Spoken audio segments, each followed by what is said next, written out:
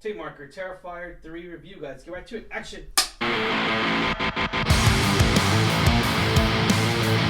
What's going on, Alamo City Movie Talk fans? As always, I'm your host, Ryan D, aka Ryan680. I'm Angela, that Kylie Ange. And this is Alamo City Movie Talk, guys. Thank you so much for making this a part of your day. You know what to do, guys. Like, share, subscribe, and thank you for making us a part of your day. Let's get right to it. Angela, what are we talking about today? We are talking about the latest installment of this franchise, the Terrifier 3. Terrifier 3, Art the Clown is back, ladies and gentlemen. Back with the Christmas special, so to speak.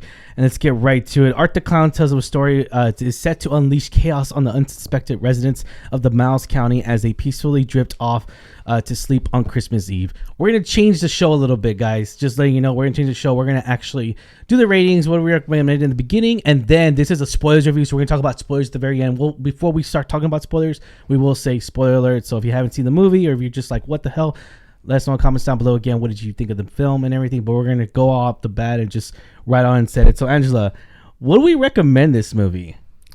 I think it depends because this is definitely not a movie for the squeamish. No. So if you are totally into horror, if you saw the first two and you love the gore and all that stuff, this is for you. We would definitely recommend it. It's weird to say you love the gore. It's the weird. People have. There's a cult following for gore movies, like slasher films. In such a short amount of time, Terrifier 1 had such a huge cult following, and they announced Terrifier 2, and it made so much money. It's becoming. It's not a classic yet, but it will be that because of the fact that it's such a huge movement for this franchise and everything. And I gotta admit though. I agree with you.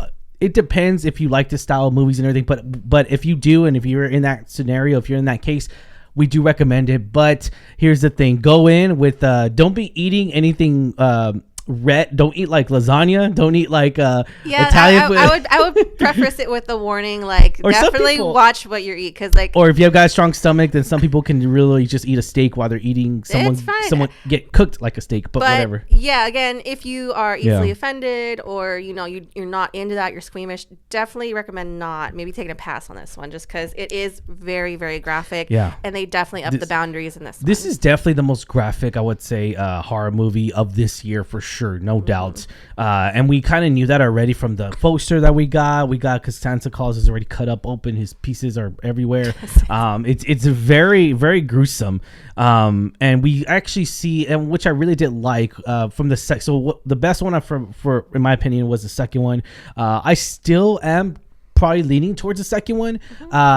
Where we see the new character, the character Sienna and Jonathan, which they really, their past. I would believe it's been a couple years since, or 5 years. It's been 5 years since this one, since Terrifier 2 and this one came out in the movie world, in the franchise and everything. So we get to see that grasp of like time has passed on, but at the same time though, it's very gruesome. People are interested into their story. It's a lot of factors in here, which I think is very real.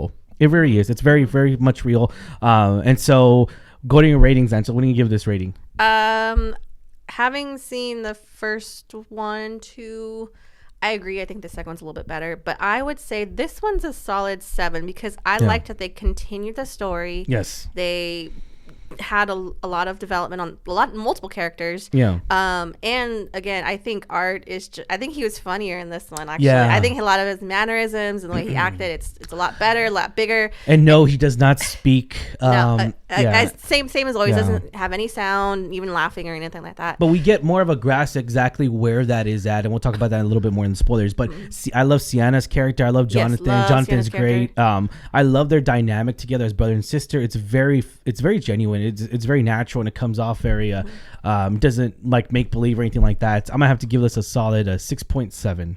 Okay, give it a 6.7 out of 10. I think I gave Terrifier 2, I think it was like an 8, I believe. So it's for me, it just wasn't a strong grasp of it. But they do touch up on a little bit. They don't explain what he is yet or anything like that. So just letting you know. But they kind of explain his minimum backstory of like how he's there, and that makes any sense. We'll talk about that right now. Yeah, we'll talk about that right now. But Yeah, but anyways, guys, we're about to talk about spoilers right now. We're going to jump right into spoilers. So if you have not seen Terrifier 3, you just don't give a crap. Let us know in the comments down below. What do you guys think of Terrifier 3? And I give it a 6.7. You give it a 7 out of 10. So we do recommend this movie. If you are into that horror aspect, that horror genre, we do recommend this movie, guys. So thank you so much. And let's get right to it. So spoiler alerts.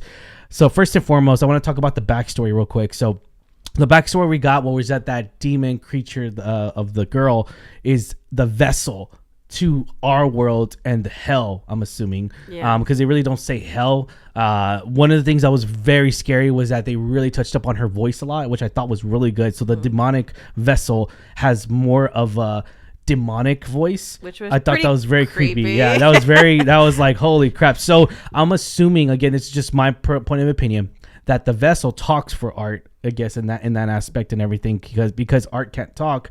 So that we know of, right? That we know of. Theory, yeah. So like throwing that out there and everything. But we did get a story into where kind of like the demon found her in a mental institute, where we find cameo Chris Jericho, by the way. That was good. Yeah, I think you were watching and you're like, that's Chris Jericho. It just dawned on you, and it was really funny. Dude, I was all like, break the walls down. So that's his theme song. Must be like a fan of it, because it was really cool to see him in this. Yeah. That was a cute little cameo. But I agree. I think the story behind her character was really cool. When I will give shout out, the makeup on her was fantastic.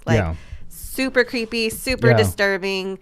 Loved every bit of it, and it was so haunting. So great job, kudos. Can't say enough good things about the makeup department, effects and everything like that. Same thing with Art. I think he again was really cool. His makeup's fantastic, and the costumes that he had, not just his normal clown costume, but the Santa Claus one was really funny. And it was bloody in the right areas, if that makes any sense. It really was. I really enjoyed that aspect and everything. I really enjoyed this new costume design, because we knew it was going to be like a Christmas movie, a Christmas special film, and even Christmas came early for Halloween fans, or just horror fans in general. So Christmas came early for that.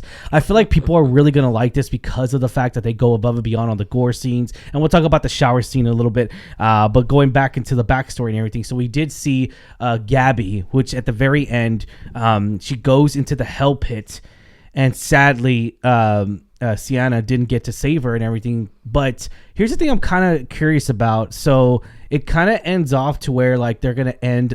Not end, but continue it as it's more very as open-ended. A franchise. Yeah, it's very much like she's like, I'm gonna come get you. So it's very much implied that there could be more Terrifier. And I do hope. I'm curious though, is she in purgatory or is she in hell? I mean, there's so many things that could kind of like.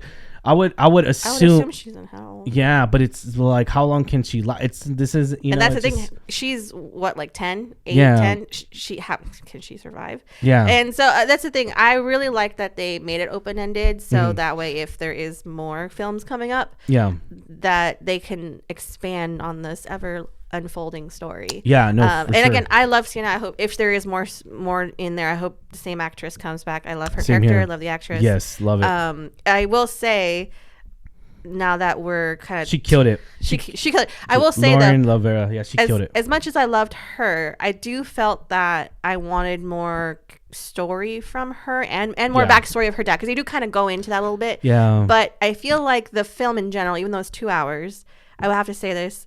There are some scenes I feel like could have been taken out a little bit. Yeah. Just a little bit. I agree. There's like a bar scene. Like movies like this, I feel like that should be, I mean, it's 2 hours long. Okay, I get it. They want to go bigger and longer and everything. They have a bigger budget. I get that. Mm-hmm. But I feel like that movies like this, I mean, typically should stay, 2 hours I think is pushing it.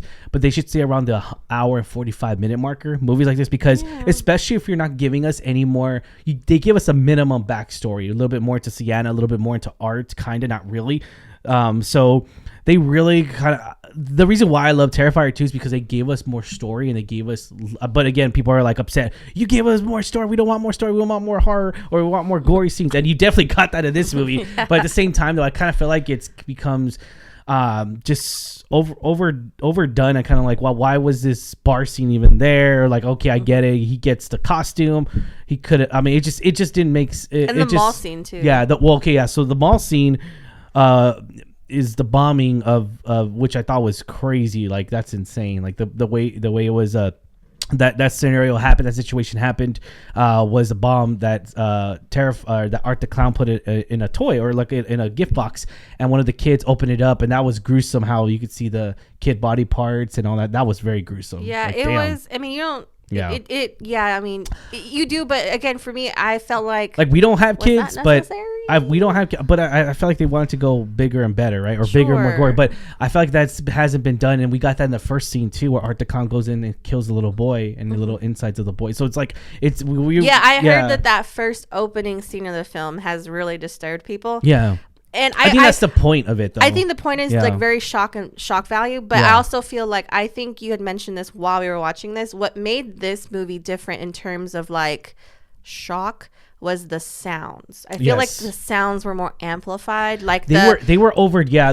So throughout the movie, I was telling Angela, I said, this is kind of like overdone. It was just like, it was just way too much. I was like, okay. It didn't bother me, but I feel like that added to like the intensity and graphic and disturbingness of the but scenes. like if you cut, like there was like a hand cut and it was like making the same sounds as if you're stabbing someone and cutting it just didn't make sense to me. I was like, that sound is not the same. I'm just saying. I'm not an expert. I'm just saying does not sound the same at all. But it's like when you're making a little small cut and then they go like you're cutting the inside. No, it's just a small cut. Like, dude, come on. Again, I get why they did that, but the sound definitely sounded different, and it wasn't. I didn't really like it. It was kind of annoying. Not the sound. I don't mind the sound of guts cutting. I don't. It is what it is. I actually prefer Jeepers Creepers eating people and stuff like that. Like, I like that sound. That sound is so good. Like, Angela hates that sound. I fucking love that sound. So when he's like when he's doing this, he's all the prison scene. Remember, I was like, damn, that sounds so crazy. Like, I don't know, I like weird shit like that. But but besides all that, I just feel like it was overdone. Like, it's like, okay, we get it. If you cut it to it, just But the chainsaw. So let's go. Just jump forward. I know we keep jumping back and forth. Let's jump to the shower scene because everyone keeps googling that shower scene. What did you think of that shower scene? I didn't think it could get as graphic as it did. Like, of course, you see the weapon of choice right off the bat, chainsaw, right? Yeah. So it's gonna be first brutal. He's pissing on the other end while they're having sex. These college kids are having sex. It's funny. It's like kind of funny how he kind of does his comedic thing. What do you think about that sex scene? I mean, I guess it was done well, but I think the point of it was like they're vulnerable, alone in the shower, naked, and here he comes. The ironic thing is that she actually wanted to be in the presence, and it was she gruesome. gets what she wants. Unfortunately, horrible. And I will say, I think the two kids, the boy, I think his murder was a little bit done more gruesome, more graphic than hers. Yeah, because we see everything. Essentially, like all of it. And we see the penis. We see it all. And like, it's all being cut in half. And he's already dead, pretty much. And he just keeps going on and laughing. But that's the point of Art the Clown. That's the point of this gruesome movie, is to do stuff like that. And I told you, I remember I asked you off camera. I was like, man, I wonder how long or how much blood they spent, or pig's blood, or fake blood they spent. Like, what was the budget on just the blood itself? That's all I'm curious about. That would have been a lot, because again, there's several throughout the movie, several graphic scenes. Again, if you are very squeamish, if you a little offensive. Well, they put a sign out. They put a sign out, and it's a very small minimum sign, but Rico put a sign out. But again, I think it's going to catch a lot of people off guard. It definitely is bigger, more intense than the last ones. But I think the scenes and the graphics and the effects were really good. The makeup on, like, not just Art, but also the demon lady. It's fantastic. So going back, Terrifier 2 runtime, going back to the runtime, so it's 2 hours and 18 minutes. But for me, it didn't feel like that, because I think it's because of the fact that they added story, they added something to tell us that hasn't been told since at all. Because the first one was really just random kills, and then they got more story out of the second one. Then we got a little bit more story again. So for me, I feel like they're going to do the fourth one. I think they should do like an even amount. Keep it at 2 hours and 15 minutes. That's fine, but give us the same amount of story and what do you call it, and gruesomeness, or horror. But regardless, needless to say, I still had this movie was definitely definitely a film where like, oh my gosh, there's a lot of different scenes that I didn't expect. Yes, a lot of different scenes, especially the Santa Claus scene where we get that gruesome thing where the nitrogen stuff. That was crazy. That was inventive. Again, inventive. I will say, yeah, I'm curious to see if they continue the story. Yes, what more they're going to show us. I feel like that the next one they really need to touch up on this story, like where Art the Clown, like how did he start? Is he a demon? Like what how did he become Art the Clown? That's all I'm saying. Not a prequel movie. I just feel like we need to get like a 5-minute explain how this happened and how he cannot die. Essentially, that's we explained from Terrifier 2. Yeah, because they explain what happened. I thought that was kind of weird. I was just like, what? How the bodies move? But it don't make any damn sense. Well, whatever. He's a demon, I guess. It was ridiculous. I was like, wow. But at the end of the day, it still made it missed. You're right. It still made it work. It still was like, I wasn't like overborn, like overdrawn, like, oh my god, this is so stupid. No, it was simple. It was just, it is what it is. He's a demon, kinda. They don't explain it, but we'll see how it goes from there. But anyways, question is for you guys. What did y'all think? Let us know in the comments down below of all the spoilers. But I'm trying to think. Did we miss anything else? No. Okay. I know everyone's googling that shower scene, guys. That shower scene. So as much as he gets cut off, her tits get cut off too. And then remember, and then she's all like, and then her finger, it goes gruesome, man. Yeah, it's pretty graphic. Yeah, so again, be warned. Yeah, be warned. Literally, faces are off. Literally. Yeah, I would say that. Yeah, literally, it's crazy. It's insane. Be prepared. Yeah, be prepared, guys. And if you can eat through that, eat through that. But we do not recommend eating through that. We were just drinking soda. But yeah. All right, guys. Thank you so much for making us a part of your day. As always, I'm your host, Ryan D. Ryan680. I'm Angela. And this is Alamo City Movie Talk, guys. Thank you for watching. And do not forget to like, share, subscribe. See you at the movies. Later.